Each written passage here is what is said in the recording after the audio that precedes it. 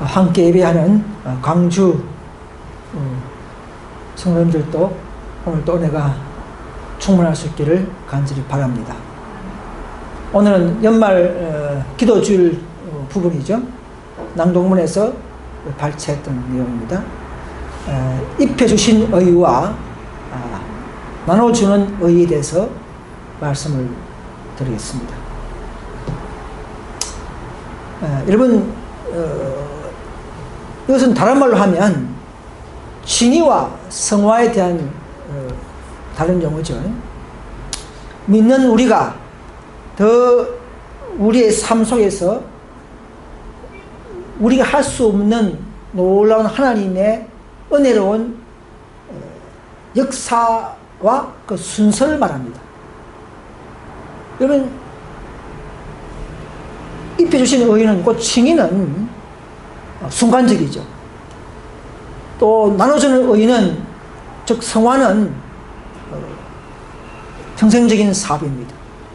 이 둘은 구분해볼 수는 있으나 결코 분리할 수 없는 우리 인생에서의 하나의 진행 과정들입니다. 자, 처음에 우리가 입혀주신 의는 마틴 루터 아시죠? 약 1510년경에 20대 때에 이런 빌라도의 계단이라는 곳을 이제 무릎으로 오르면서, 그때 법왕의 그 법이 뭐냐면 누든지 이 계단을 오르면 재상 받는다 이렇게 했습니다. 그런 줄 알고 그 28계단을 무릎으로 올라가 많은 사람들이 올라가죠. 루터도 그런 행함으로 말미암은 의가 진리인 줄 믿고 그렇게 했지만은 결국은 뭔가 평안이 없죠. 그러나 무릎을 오를 때에 하늘의 음성이 들리면서 의인은 믿음으로 말미암아 살리라, 이런 목소리를 듣고 루터는 정신이 깨어났죠.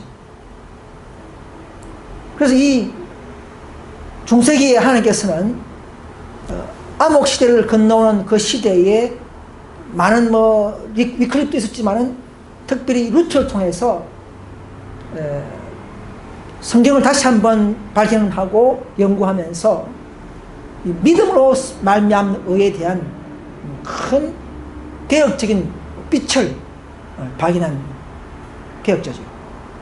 다 아시는 내용이지만, 그래서 이 믿음으로 말미암는 의는 회개하는 죄인이 하나님 앞에 통회하고 그를 위한 하나님의 속죄를 깨닫고 이 속죄를 현세와 내세의 유일한 소망으로 받아들이면 그 이제는 용서를 받는다.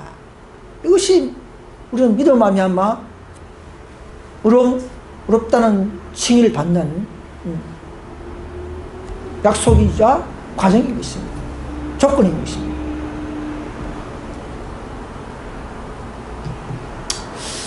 왜 해필이면 입혀주신 의입니까? 자, 우리는 인간의 의는 하나님 앞에 아무 가치가 없죠, 그죠? 왜냐하면 이사야 64장에 말씀한 것처럼 우리는 다 이제 아담 후손들은 다 부정한 자가 되어버렸습니다. 우리가 아무리 열심히 노력하고 깨끗하게 하게 살아도 우리는 다 더러운 옷입니다. 원래부터 더러운 옷입니다. 그래서 우리는 예수께서 친히 준비하신, 그분이 이 땅에서 죽음으로 대속하신 그 옷만이 우리를 하여금 깨끗게 할 수 있고 하나님 앞에 설 수 있는 것입니다. 우리는 참으로 믿고 고백할 때에 어떤 선포를 받습니까? 로마서에 나오죠. 4장 한번 찾으시기 바랍니다. 로마서 4장 5절에 보시면 이를 아니할지라도 경건치 아니한 자를 의롭다 하시는 이를 믿는 자에게는 그의 믿음을 의로 여기신다. 이게 입혀주시는 의의 하나의 핵심적인 구절이죠.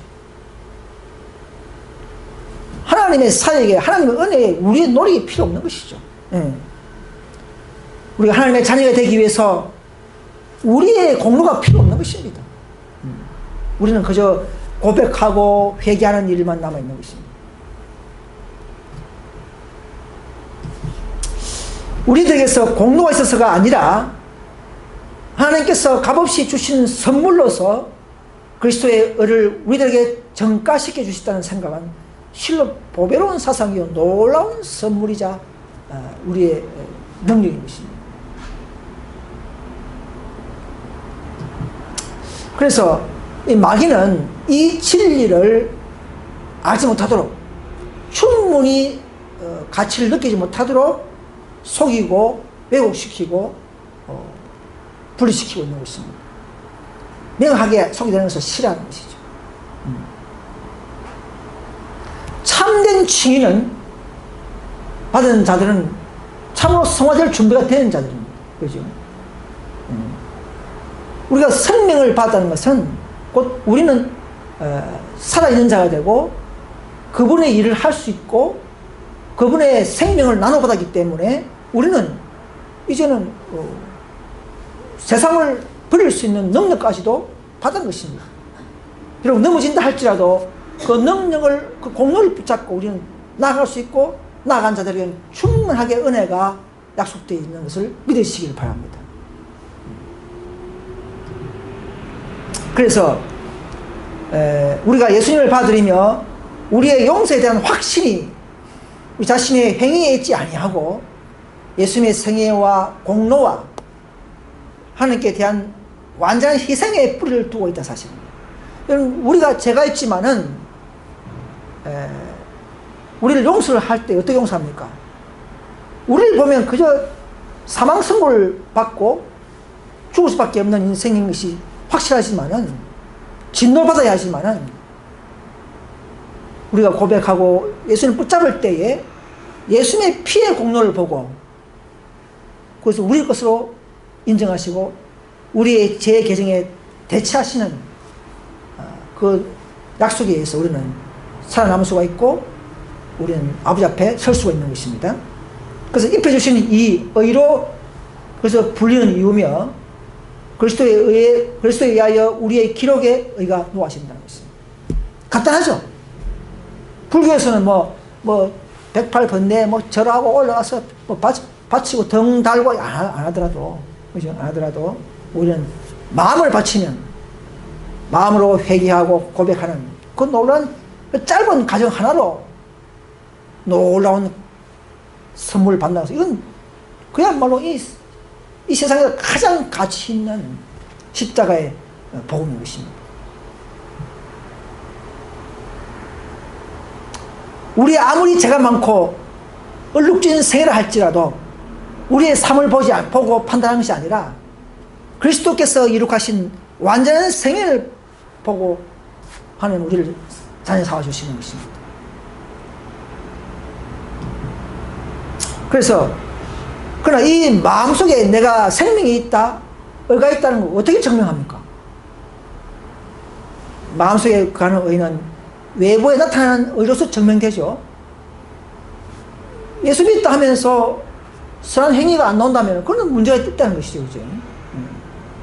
자기의 방법과 자기의 상황에 따라서 이것은 정리할 수밖에 없는 의입니다.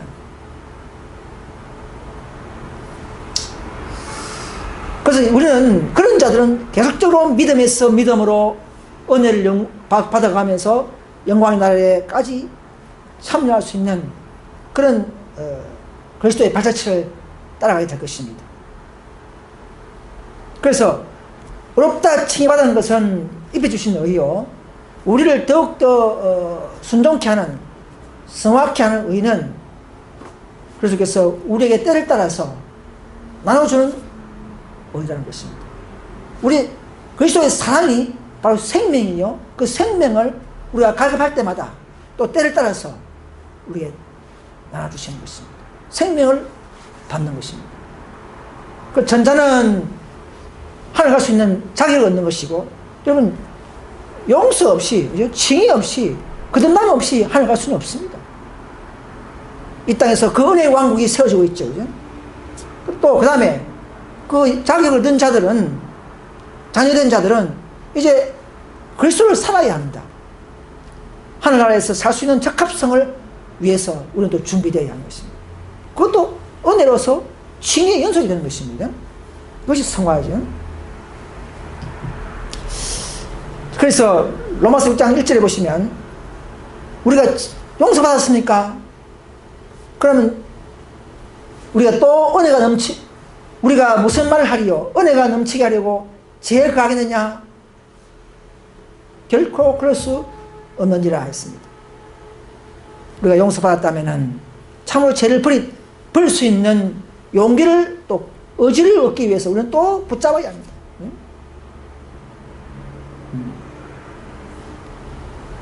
그래서 예수님은 죽은 자를 일으킨 것처럼 또 우리 살아있는 자도 더 생명 가운데서 더 새로움을 더욱 연속하기 위해서 우리를 행하게 하신다는 것입니다. 결국 우리는 즉 다시 말해 참된 칭의는 선한 일을 행하게 한다는 어려움으로 바뀐다는 것이죠. 발전하게 한다는 것이죠. 그래서 어렵게 된 자들은 곧 행하는 자는 결과가 된다는 사실을 아셔야 합니다. 16세기의 루터는 행하는 것 없이 그냥 어려움, 은혜를 강조했지만 18세기 이후에 지정서에서 또 발견된 의는 참된 칭의는 우리를 변화시켜서 선한 일에 열심하는 한 백성이요 우리를 더욱더 어려움을 행하는 자로서 세우신다는 사실을, 그것이 바로 더 발전된 총체적인 의의 과정이요 결과인 것을 알 수가 있습니다. 그래서 그 가늠한 막달라 마리아에게도 말했죠. 용서했죠. 분명히 먼저. 그럼 용서 끝났습니까? 그 다음에 다시는 더 이상 죄를 짓지 말라 하지 않습니까? 그래서 그리스도의 말씀 속에는 용서하시지만은 그 죄인 가운데 그 용서받은 죄인이 다시금 또 나눠주는 의를 자기로부터 받아서 이제 그런 놀라운 순종의 역사를 이뤄내도록 우리에게 역사한 사실을 아셔야 합니다. 저와 여러분들 지금도 그리스도의 은혜로서 그분이 우리가 고백하고 무릎 꿇을 때마다 우리에게 역사하시는 그 나눠주는 의를 받고 있는 것입니다. 오늘 또 그 나눠주는 의를 먹으려고 우리는 다 모여 있는 것입니다. 그래서 우리는 매일 새로운 삶, 매일 굴복하는 삶, 매일 그분과 교제하는 삶을 통해서 우리는 자기도 모르게 그리스도를 닮아가는 즉 성화 또 순종을 통해서 더욱더 어려움의 생애와 그 우리의 뿌리내는 믿음이 더 굳건하기를 간절히 바랍니다. 그래서 나눠주는 의는 불리는 이유는 무엇이냐?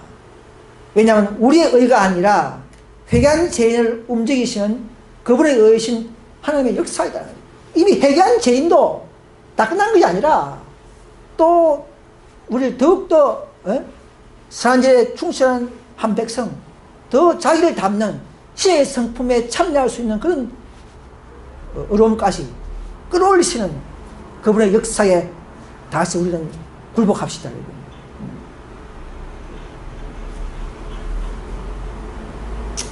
그래서 나눠줄 수 있는 의는 그분의 뜻에 조화되는 거룩한 생애를 위해 인간을 구별하시는 하나님의 역사라는 것입니다. 그 야고보가 그런 말 했죠. 2장에 보면은 영이 없는 몸이 죽은 것 같이 행함이 없는 믿음도 죽은 것이라는 것이 우리가 여기서 알 수가 있는 것입니다.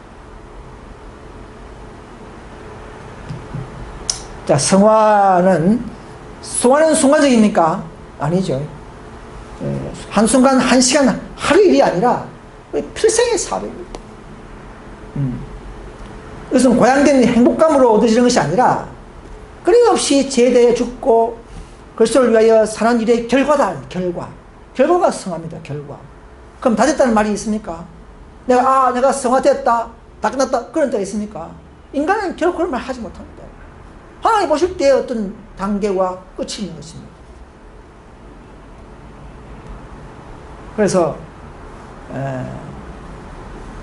우리의 노력으로 잘못을 바를 수는 없고 바로잡을 수는 없고 끊임없이 우리가 칭의받으면서 끊임없이 은혜를 통해서 이 성화가 영속되는, 즉 그러나 우리는 그 계명에 순종하는 노력 또 훈련 또는 죄와 싸우는 투쟁에 의해서만이 이 성화가, 온전한 성화가 달성되고 가능하다는 것이 사실입니다.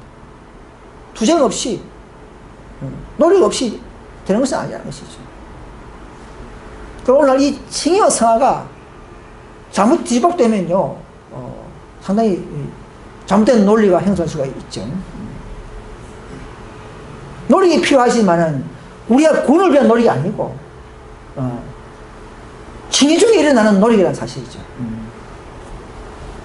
그런 가운데 우리가 하는 노력은 유혹을 버리는 것, 죄를 버리는 것, 이런 정신과 우리의 행위가 필요한 것입니다. 나머지는 하나님께서 이끄시는 대로 따라가는 것이죠. 항상 우리가 굴복하고 그런 마음을 가질 때에, 그분과 교제할 때에 그분은 우리를 인도하시고 점점 더 높은 수준으로 계명 지킬 수 있는 위치까지, 품성에까지 인도하실 것을 믿습니다. 그래서 이 나눠주신 은혜는요, 우리 건강한 몸을 이루기 위해서 환자들한테도 우리의 모든 세포, 우리의 심장에까지 그 속에서 마련하시는 나눠주는 사랑, 진리에 나타난 사랑, 지식이 넘치는 이 사랑들을 우리가 믿음으로 받아들이면 그 사랑의 모든 말씀, 그 사랑이 있는 진리들이 우리를 병을 치료해버립니다. 그것이 바로 생명력은 우리의 병을 치료한 능력이 된다는 사실을 믿으시기 바랍니다. 그래서 아까 우리 박자님 말했다시피 그 언니가 교회 가면 낫는다 하는 말 했죠, 그죠? 그런 말을 지금 하듯이 그것도 일리가 있는 말이에요. 맞는 말입니다. 왜? 교회는 진리를 보관하고 있기 때문에, 하나님은 참 교회에 진리를 전수하도록 보관시키기 때문에 그 진리가 참으로 진정으로 받아진다면, 내 속에서 성령으로 임재한다면 내 세포가 그 사랑에 반응해서 치유된다는 사실을 믿어야 합니다. 그건 치료하신 여호와이기 때문에 그렇습니다.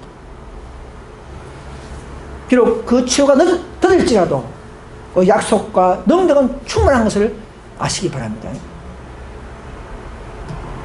그래서 이 원칙은, 성화의 원칙은 이론이 아니라는 것이죠. 감정 또는 겉면의 형식에 정한 것이 아니라 매일 생애에 내가 깨달은 진리와 계명들을 나름대로 적용하고 사는 활동적인 원칙입니다. 성화는 바로 순종하는 생애는 계명 지키는 삶, 그 삶은 바로 성화의 삶이라는 것이죠. 그래서 하나님께서는 우리 몸을 거룩한 산 제사로 드리라 하지 않습니까? 그죠? 정신만 아니라 우리 몸까지도 산 제사로 드릴 수 있는 그런 연합, 그런 교제를 요구하고 계시는 것입니다. 자, 예수께서는 제 아들을 향해서 어떤 말 했습니까? 소문을 내시며 성령을 받으라 했지 않습니까? 요한복음 10장 22절에. 그래서 아무리 우리가 칭의 받았다 하지만 성령이 내 마음에 있지 않으면 참된 구원이 없는 것이죠. 그죠? 법적으로 믿음으로 죄를 고백하면 칭의가 되고 의롭다함을 선언을 받는 건 맞지만, 그러나 그 결과가 성령이 내 마음에 모시지 않고 존재하지 않으면 그건 사실 이론에 불과한 것이죠. 그래서 예수께서는 성령을 받으라, 숨을 내쉬며 숨을 후 하면서 받으라 그랬습니다. 그 자들은 처음에 잘 몰랐죠. 몰라고. 그래서 항상 그분의 말씀을 소중히 여기면서 아울러 성령의 지배를 받아야 하는 것입니다. 우리도요, 진리를 많이 알지만 아는 것만이 그 안다 해서 그것이 다능이 되는 게 아닙니다. 그 진리가 내 속에서 살아있는 산 원칙이 되고 순종의 능력이 되고 성령이 임재할 때에 성령의 진리를 받을 때에 그 진리는 살아있는 생명력이 되는 것입니다. 다른 사람을 살리는 능력이 되는 것입니다. 이것이 제자가 이제 성령 받고부터 확실히 깨닫죠. 그죠? 그래서 보면은 AD 31년 도표보시면 31년 오순절 때의 역사와 오늘날 늦은 비의 역사와 반복하고 닮았습니다. 31년 예수님이 제자들에게 성령 받으라 한 것은 이른비의 빗방울이라 했습니다. 오순절 전조로 예수님이 하신 그 행동은 평안을 나누는 주님의 행동이죠. 평안을 주시는 주님의 행동입니다. 평화. 그래서 그때 제자들은 이제 주님의 부활을 받지 않습니까? 그거 보고 들은 것을 증거하기 시작했죠. 또 제자들의 사업이 뭐냐면 그리스도의 흠없는 품성을 인간의 삶의 표준으로 제시해왔습니다. 그래서 결국 믿음과 기도로서 자신들을 완전히 굴복했을 때에 오순절 때에 50일 후에 성령을 받았죠. 그때는 소낙비였습니다. 이런 게 빗방울은 무슨 특별한 게 아니었어요. 그분의 행동, 그분의 모습에서 나오는 평화적인 말, 그 자체가 빗방울이었어요. 현대판 늦은 비 역사도 그렇습니다. 첫 단계와 마지막 단계가 있어요. 첫 단계는 어떻습니까? 1888년에 존스 마근을 통해서 믿음 하면 의의 기별을 더 강조하고 다시금 새롭게 나타났죠. 의의 기별을 제시한 그 자체가 바로 오순절 전조처럼 그리스도의 의의 계시와 그것이 바로 셋째 천사의 크래싱의 시작이었다 하겠습니다. 18장 천사의 빛의 시작이라 하겠습니다. 뭐로? 그리스도의 의의 진리로서의 증거, 계시로서 18장 천사는 늦은 비를 대동하는 그 시작은 그렇게 시작되는 것입니다. 그런데 여기 보면 초기 문집도 보면 1888년에 일어난 그것도 크랜침이 시작을 했는데 또 인류 혁명 후에도 보면 이것이 무엇인가 늦은 성령이다 곧 제천대 크랜침이다 그렇게 말했어요. 그러면 앞에 온 188의 크랜침과 인류 혁명 이후에 나타난 크랜침은 무슨 차이일까 말이죠. RM 개혁파의 분들은 188부터 시작됐다 그렇게 하죠. 늦으면 시작됐다. 뭐 일리는 있어요. 그러나 그건 의의 기별로 시작된 늦은 비의 전조라는 것이죠. 그 생애빛에 계시는 그 손 목사님 그분 설교 들어보니까 그분도 18년 천사의 시작을 가르치는 건 참 그건 잘하는 것인데 그런데 문제가 틀린 게 뭐냐면 지금도 늦은 비가 내리고 있다 이렇게 말하더라고요. 절정은 이제 앞으로 있고 늦으면 내리고 있다는 그 자체에는 RM 개혁파와 똑같이 오죠. 이건 잘못된 것입니다. 그러면 무슨 문제 생기냐면요. 자, 188이 우리 개혁운동 역사입니까? 에스테이 역사입니까? 에스테이, 미니아폴리스 역사예요. 에스테이 역사예요. 에스테이가 그걸 받을 뻔 했지 않습니까? 그죠? 그럼 RM 개혁파들이 지금 내리고 있다면, 그럼 뭐가 문제냐면 교회관이 없어졌고요, 교회관. 그 늦은 비가 SA부터 내리고 있습니까? 언제 넘어왔습니까? 개혁운동으로. 늦은 비가 두 교회가 봤습니까? 다 봤습니까? 아무나 봤습니까? 그게 바로 RM 개혁파들의 51년 분리개혁파의 큰 허점입니다. 그들은 이것을 깨닫지 못하고 있어요. 늦으면 준비된 한 교회에 개혁된 한 무리에 내리는 역사입니다. 그럼 그들은 188벌도 내리고 있고 지금도 내리고 있고 받고 있다. 그러면 STA부터 내리고 있다는 이야기네. 그죠? 188년, 19년, 1900년, 1910년, 1920년, 2000년, 2017년 내리고 있다는 거면 그럼 STA부터 받고 있다는 이야기네. 지금까지, 아래까지. 그럼 그게 뭡니까? 남은 교관을 무시해 부는 거예요. 무서운 논리인데. 늦은 비가 내릴 뻔 했지만 그들의 계속적으로 불순종함으로써 그 늦은 그 성령을 활용하지 못함으로 말미암아 같이 동화되지 못함으로 말미암아 끊겼다는 사실을 알게 됩니다. 끊겼어요. 그렇죠. 끊어졌다는 것입니다. 이 끊어진 것을 이 50일 분리개혁파들은 깨닫지 못하고 있는 상태입니다. 그럼 새롭게는 이제 준비하고 개혁된 그 18점 천사에 따라서 동화돼서 연합하고 일할 때에 다시 한번 그 오순절의 역사, 다시 한번 188의 그 역사가 다시 한번 진행될 수가 있는 것입니다. 이것이 우리가 가르치는 방법이에요. 그래서 마지막 인류 흠유에 다시 한번 크레침이 시작됐다. 그러죠. 크레침이 이것이 크레침이다 하지 않습니까? 여러분, 초대의 역사가 계속적으로 그렇게 성령이 시작됐습니까? 사도에게 내린 그 성령이 끊어졌죠, 그죠? 왜 끊어졌습니까? 그들이 고유한 그 거룩한 믿음과 그 활동을 하지 않음을 말미암아 끊어졌다 하지 않습니까? 그죠? 마찬가지입니다.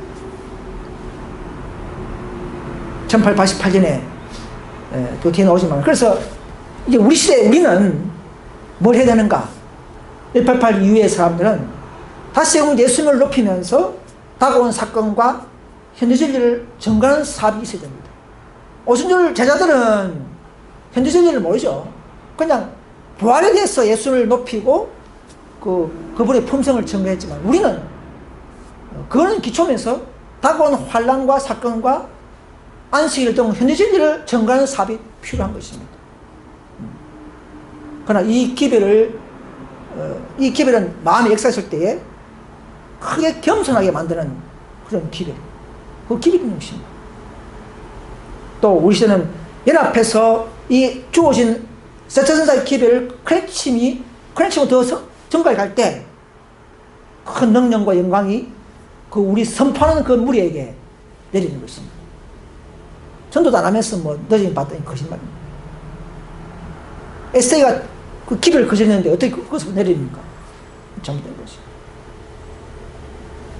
이 늦은 비를 바르게 깨닫는 사람들은 51년 분리파에서 다 나오게 될 것입니다.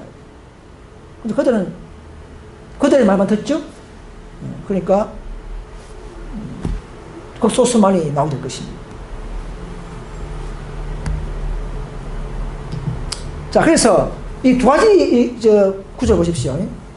신의 시가 우리에게 임박하 있는데, 이런 죄를 사유하시는 구세주이신 그리스도의 의에 대한 계시를 보여줌으로써 제천 크레침이 이미 시작됐다. 맞죠? 이미 시작됐습니다. 뭐로? 의의 기별로서 늦은 비의 전조, 그것은 땅을 환하게 하는 18장 천사의 빛의 시작이다. 늦은 비의 시작은 그렇게 시작됐다. 늦은 비는 그렇게 시작됐다 이 말입니다. 그죠? 빗방울로 시작해서 소나비까지 이렇게. 처음부터 소나비가 아니죠. 자, 우리가 찾는 것이, 우리가 요망하는 것이 뭡니까? 빗방울입니까? 우리는 참으로 지금 고대하는 것은 뭐냐면 소나비예요. 그런 늦은 비를 우리는 가급하는 것입니다. 왜? 60억을, 70억을 증가를 하면 이거 엄청난, 그죠? 방언도 하고, 치료한능도 필요한데, 그것이 빗방울 안 되죠, 빗방울 가져오는. 소나비를 요구하는 것이 오늘 각 교회마다의 소망이죠. 응? 그렇지 않습니까? 그러나, 그 소나비를 받으려면은 조건이 뭡니까? 빗방울부터 받으려는 것이죠. 빗방울부터 받는 자들이 소나비에 도달할 수 있는 것입니다. 그렇죠? 그 빗방울이 뭡니까? 그래서 우리 의를 충분히 경험하고 그 진리를 동화시켜서 그 진리가 성령이 임자도록 만드는 우리의 품성에까지 성숙시키는 그것이 빗방울의 목적이죠. 그래서 그렇게 성화되고 동화된 자들이 일 안 하겠습니까? 열성을 내게 돼 있어요. 그죠? 그럴 때에 늦은 비 소나비가 우리를 도우는 것입니다. 늦은 비는 도우는 것이지 품성에 간다는 게 아니에요. 일하는 자들을 도우기 위해서, 마지막 복음 사업을 위해서 도우는 능력이 소나비라는 것이죠. 늦은 비라는 것입니다. 이런 관계를 지금 51년 분리개혁파는 분별을 잘 못하고 있어요. 헷갈리고 있어요. 자, 그러면 요 밑에 보시면 TM 91페이지 보면은 이 기별은, 즉 RM이 늦음이라 하는 이 기별은 큰 소리로 전파되고 크나큰 성령의 보호주심이 수반된다 이거죠. 자, 그럼 51년 계열파들의 말대로 논리로 한번 대입해 봅시다. 그들은 이 기별은, 이 늦은 비는 큰 소리로 전파되고 크나큰 성령의 보호주심이 수반된다. 즉 늦은 비는 또 늦은 비로 수반된다. 이 말이 안 맞잖아요, 그죠? 늦은 비로 두 번째 만들잖아요, 그죠? 이건 늦은 게 아니라 이 의의 기별은, 이 말이 맞아요. 이게 맞아요. 의의 기별은 큰 소리로 전파될 때에 크나큰 늦은 비 성령의 보호심이 따른다. 이게 맞아요. 근데 51년 계열파들의 뜻대로 하면은 늦은 비는 큰 소리로 전파되고 늦은 비 보호심이 수반된다. 이런 말이 안 맞아요. 그쵸? 우리는 예언신대로 따라야 되는 것입니다.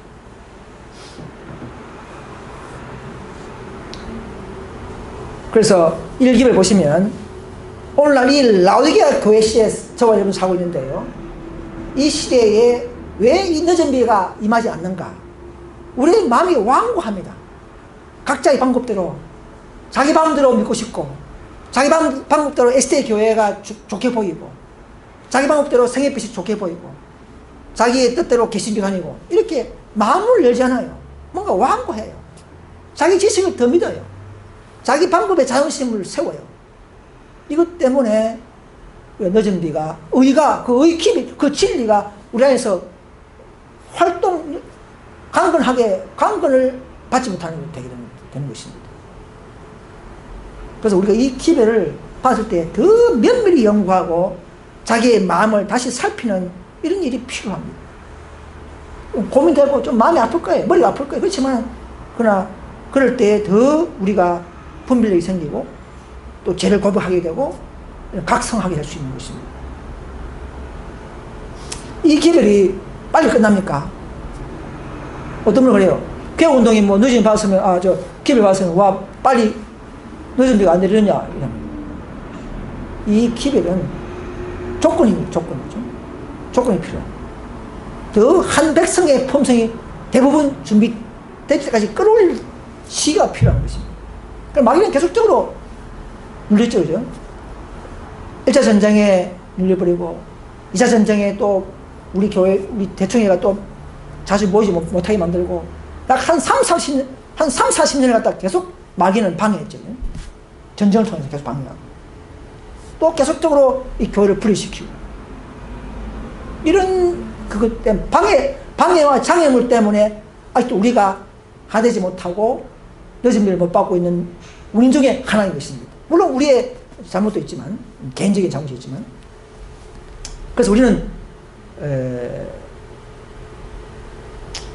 이 SD도 그때 그 배교를 깨닫고, 우리가 배교했다, 참 기별을 거절했다는 걸 깨닫고 열렬히 회개했으면 다시 원총을 받고 세태선사의 큰 해침에 적합한 상태가 되었을 것인데, 그들은 하지 못함으로써 결국은 언제입니까? 화이트폰 죽고 난 이후에 결국은 촛대가 옮겨졌던 사실을 SDA 교인들은 알아야 합니다. 과거만 자꾸 붙잡으면 안 돼요. 지금 개신교가 어떻습니까? 타락해도 뭘 붙잡습니까? 우리의 선조 마틴 루터, 우리의 선조 요한 설레, 그런 아름다운 진리들, 이거만 자꾸 생각하고 있죠. 에스도 마찬가지죠. 엘렌 G 화이트 과거의 선조들의 믿음, 그것만 자꾸 생각하는 거예요. 자신의 상태를 볼 줄 몰라요. 자기 교회의 입장을 볼 줄 모르는 것입니다. 이것이 라오디 상태라는 것이죠. 현재 상태에서 타락한 것은 나오라는 것입니다. 그것이 둘째 성사의 기별인 것입니다. 그래서 18장 2절에서 한 번 더 울려 퍼졌죠. 에세에 주어지는 또 하나의 교회의 정기를 위한 음성입니다. 18장 2절에 내 백성은 무너졌다 큰 성 바빌론이여, 그 기별인 것입니다.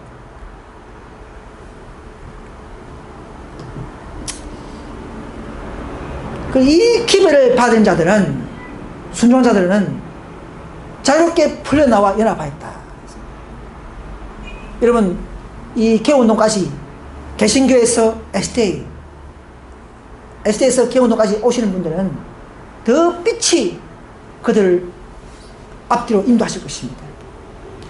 우리를 더 인도하는 빛이 무엇이었습니까? 그 진리의 빛이 무엇입니까?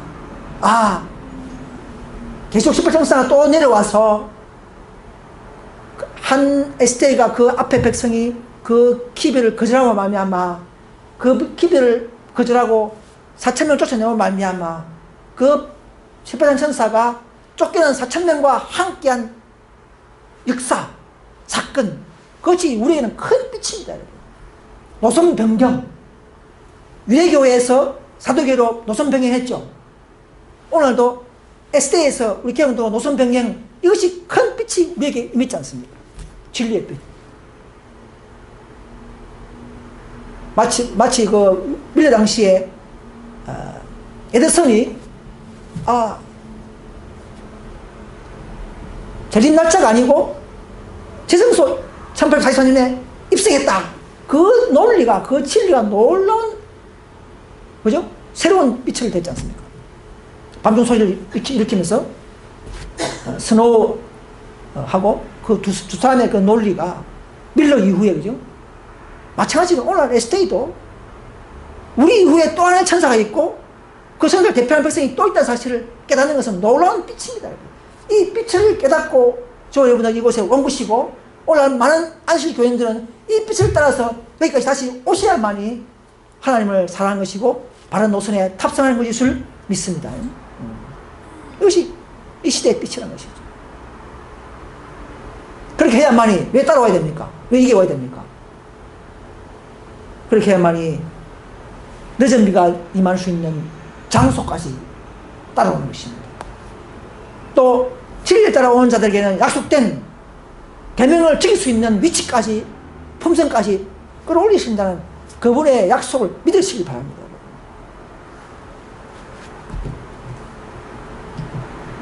그래서 이 성령 사업은요, 개인의 행복 사업이 아닙니다.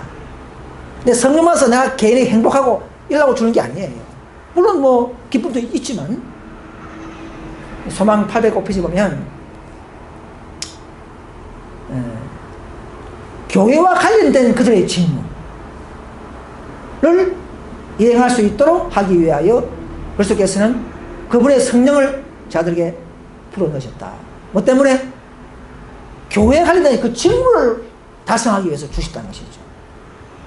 오늘 늦은 비도 우리가 지금 RM 51년도는 뭐 늦은 봐서 개인 품성이 배한다 이렇게 하죠. 늦은 봐서 계약하고 있다. 그건 잘못된 논리입니다. 교회의 복음 사업을 위한, 또 그리스도를 담는 완전한 품성을 이룩하기 위한, 내 죄를 버리게 하는 그런 품성이 아니고 교회의 사업과 관련된 늦은 비라는 사실을 아셔야 합니다.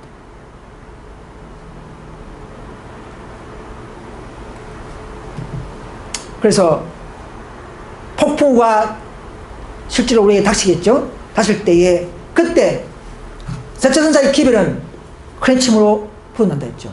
그때이죠. 그때 188이 아니죠. 그때에 여전히 크랜침은 불어날 것이며 온 세상은 주님의 영광으로 하나가 될 것이다. 자, 이 크랜침은요, 아까 말했듯이 늦은 비는 188부터 뭐 에스테부터 바꾸는 것이 아니고, 에스테는 받을 뻔 했다가 기회를 놓쳐버리면서 천사는 그 천사의 축복을 끊져버리고 다시금 한 백성을 만나서 노선 변경을 통해서 다시금 개혁된 이 천사에게, 이 무리에게, 이 교회에 늦은 비가 약속되어 있다는 것이죠. 그런 순수한 것이죠. 계속 쫙 가는 게 아니고, 시작 늦은 비가 내릴 뻔 했다가 끊쳐버리고 다시금 준비한 개혁운동에서 다시금 내리는. 그럼 그 중간에는 뭐가 한다고? 중간에 그럼 성령이 없습니까? 아니요. 이런 비가 계속 받쳐주고 있어요. 이런 비가. 해결시키는 성령은, 하지만 우리의 권능, 은사, 이런 늦은 비는 마지막 때에 일어나는 것이죠. 앞으로. 지금은 그럼 성령이 없습니까? 있습니다. 뭐 해결시키는 성령. 이런 비는 지금도 계속 되고 있다는 것입니다. 그래서 앞으로는 이런 비와 늦은 비를 다 받을 준비를 해라. 그 말이죠. 둘 다 받아. 목적은 다르니까. 근데 RM의 그 사람들은 성령 받으면 다 받은 것이다 생각해. 성령 받으면 이름 믿어지면 다 받은 것이다. 그렇게 말하는 것도 그건 잘못된 논리입니다. 그 두 가지는 목적이 달라요. 시기 다르고, 방법 다르고, 능력 다르고, 목적 다릅니다.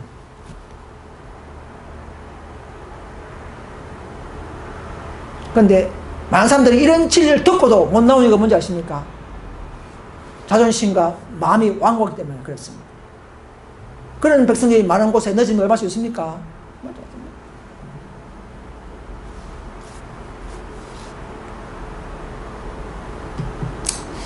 상기를 보면 다른 천사가 하늘에서 내려올 것이다 했죠, 그죠? 자, 이것은 누구냐면, 이 다른 천사, 18장 천사는 뭐냐면, 둘째 천사 기별, 그죠?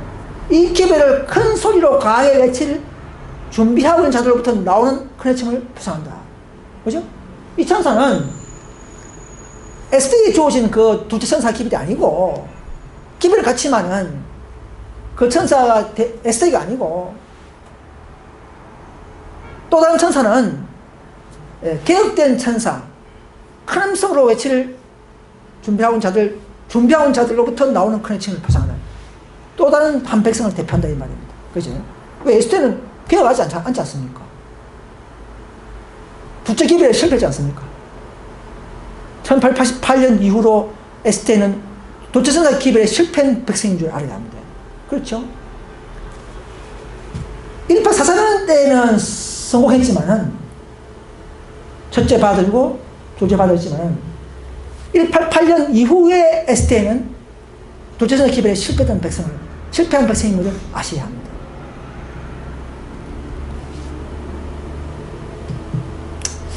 자, 초기 보자면, 나는 세 단계로 되어 있는 첫째, 둘째, 셋째 천사 기별을 보았다. 나와 함께한 천사가 말했다. 이 기별들의 1.1개도 더하거나 빼는 자에게는 화가 있다. 이 기별들을 바르게 얘기하는 것은 매우 중요하다. 지금 우리는요, 셋째, 넷째 다 오픈됐습니다. 그죠? 다 그 기별의 특성과 목적과 결과와 상을 다 봤습니다. 그죠? 우리는 참 행복한 백성들이에요. 그 에스더는 셋째만 봤죠, 셋째. 셋째 진리만 완벽하게 잘 깨달았어요. 넷째에 대해서는 잘 몽확히죠, 그죠? 그래서 생애빛 그 손 목사님이 조금 이제 세포센서를 좀 깨달아가지고 앞에 부분은 바르게 가르치더라고요. 그러니까 늦은 비는 내리고 있다. 그건 잘못됐고. 그래서 이 셋째와 넷째가 뭐가 다른가? 어떻게 역사적으로 내려왔고, 어떻게 상황이 일어났고, 어떻게 그 결과가 되었는가? 열매가 뭔가?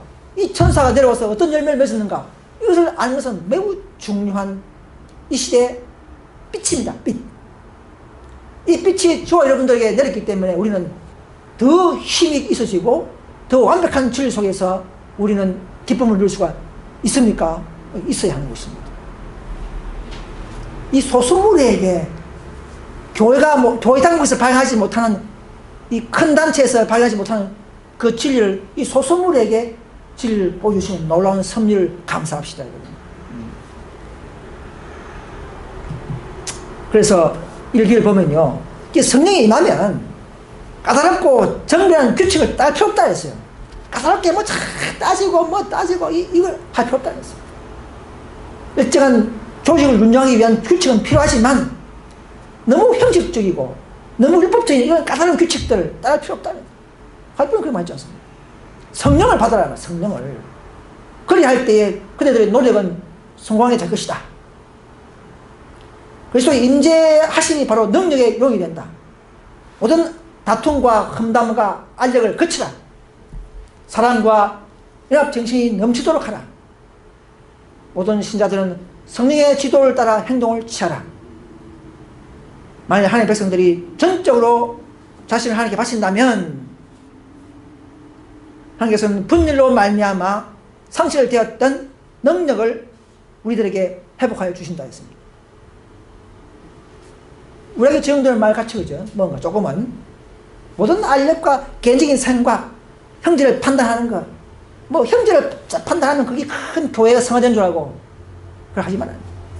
각자 보신받은 그대로 가해서 요새 지파가 르벤 지파가 될 수 있습니까? 서로 판단할 수 없어요. 각자가 받은 보석이 달라요. 빛이 다릅니다. 청옥 색깔이 뭐 녹조옥과 색깔이 빛이 달라요. 각자의 빛을 받은 대로 전하면 되는 것입니다. 그러나 우리 안에 한 가손에 있는 백성들이라는 것이죠. 그래서 모든 형제를 판단을 하지 말고, 어떻게 보신받았든 이게 왔으면 하나님 자녀요, 보석이요, 자기의 받은 달란트를 정강은 승리하는 것입니다. 우리 백성들이 자꾸 형제를 보는 눈을 버리고 이제는 참으로 하나님을 바라보면서 자신의 죄를 고백하고 결점을 채워줄 것을 우리가 기도하면서 우리는 우리의 사명을 다해야 될 것입니다. 우리의 유일한 사명이 뭡니까? 이 의의 경험을 하고 마지막 정보 사업으로 또 개혁 사업으로 전진하는 것을 말합니다.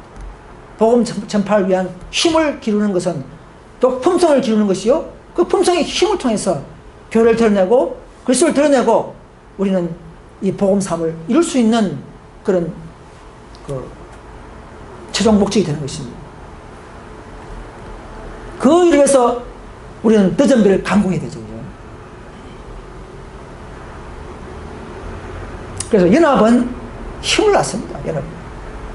분열은 무력하죠. 그런데 많은 사람들 보면은 아직도 감정에 치우쳐요. 자기 감정으로 교회를 판단하고, 인간의 말 듣고 교회 판단하고, 분리되고, 또 나가고. 그건 믿음이 없는 것입니다. 제자성 기별을 바르게 순서대로 못 깨닫는 사람들이 그렇게 되는 것입니다. 바로 깨닫는 사람들은요, 이 교회에 나가지 않습니다. 나가지 않습니다. 물론 약해서 넘어질 수는 있지만 또 돌아올 수 있는 것입니다. 우리 교회에 있다가 나가는 사람들 들어보십시오. 다 100에 100명 에세이 가보니까 많이 타락했더라. 타락했어. 언젠가 돌아올 거야 하는 사람이 있죠. 딴 데 가봐야 다 타락했다. 정결의 힘이 성령의 힘이요, 그 생명력이요, 천사의 목적이요, 우리 그 천사와 연합하는 목적이 바로 그런 것입니다, 여러분. 그러나 아직도 완전하지 못하지만 그 진리를 갖고 있던 자체가 생명을 붙잡고 있던 놀라운 하나의 교회가 있는 것입니다. 왜 진리가 더 많습니까? 이 교회는 희망 있는 교회요, 생명을 많이 갖고 있는 교회입니다. 그 정말로 굴복한다면 이것을 믿고 이 교회에 오셔야만이 실족하지 않습니다. 그럼 외모를 보고 가는 사람들은요, 외모 보고 이런 사람들 가면 다 실패해버려요. 저는 그런 사람 많이 봤어요, 그동안에. 자, 지금 우리는 은혜의 기간에 살고 있다. 아시죠? 우리는 우리 자신의 영원한 운명을 결정하고 있다는 사실을 숙고하는 것이 매우 중요하다. 우리는 집행유예, 꾸어주는 시간에 살고 있어요. 다시금 아담의 때처럼, 아담처럼 회복하느냐, 아니면 영원한 멸망의 길을 갈 수밖에 없느냐, 이 선택은 우리 각자에 달려 있습니다. 또 우리가 이치를 아는 우리가, 생명력을 받은 우리는 입혀주신 의와 나눔받은 의를, 그분의 사랑을 받은 우리는 이젠 우리끼리만 만족하지 말고 밖으로 나눠주는 놀라운 역사와 의무를 다할 수 있기를 간절히 바랍니다. 그것만이 우리 교회의 목적이요, 우리의 최종적인 사명인 것입니다. 그래서 우리는 이런 칭이 갚아주시는 그 은혜에 심취하고 정말 감사함으로 살아가면서 또 따라온 자들에게, 자기를 순종한 자들에게 하나님께서는 주시는 또 마련된 축복이 충분하죠. 우리는 더 승화될 수 있는, 또 개명될 수 있는 순종의 능력까지도 받을 수 있는 그런 기회를, 그런 교제를 충분히 누리면서 이 추운 겨울을 따뜻하게 살 수 있기를 간절히 바라면서 모든 말씀을 마치겠습니다. 감사합니다. 다 심을 꿇고 기도하시겠습니다.